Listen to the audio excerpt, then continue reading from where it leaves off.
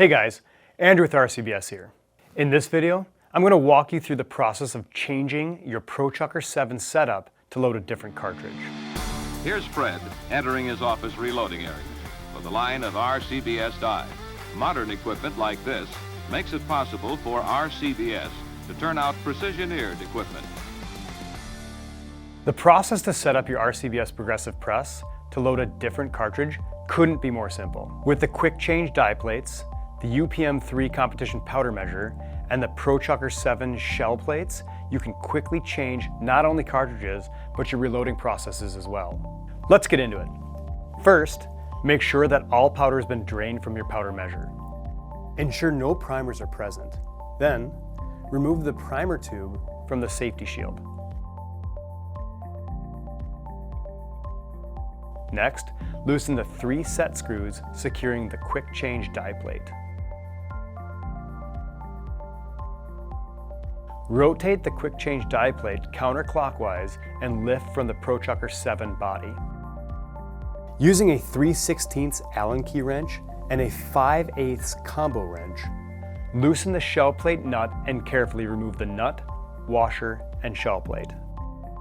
You need to adjust the case retention spring and the case ejection spring in order to remove the shell plate. You should then loosen the set screw on the case eject spring after the changeover is complete. You need to reset both the case retention and the case eject spring. After the shell plate is removed, clean the shell plate holder to remove all debris, as the debris can cause or hinder indexing.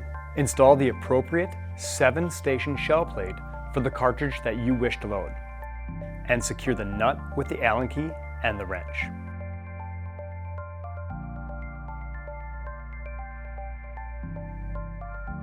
Rotate the shell plate to make sure it is as tight as possible to remove any play in the shell plate.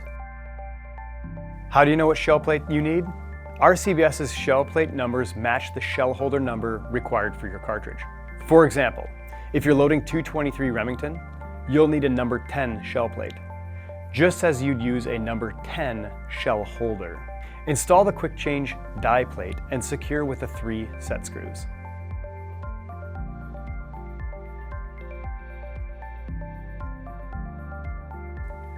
Lastly, change out the primer transfer bar and primer tube size depending on your needs. Don't forget to add the primer plug when changing from large to small primers. That's it, you're set. If you've got any comments or questions, drop them below, or contact the RCBS customer service team at rcbs.com anytime.